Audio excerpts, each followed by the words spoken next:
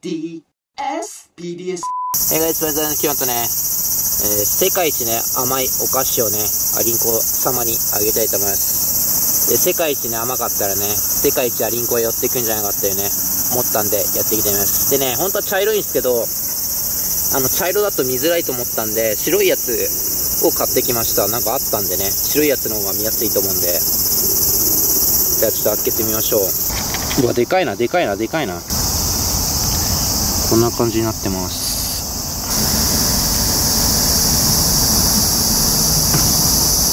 では、揚げます。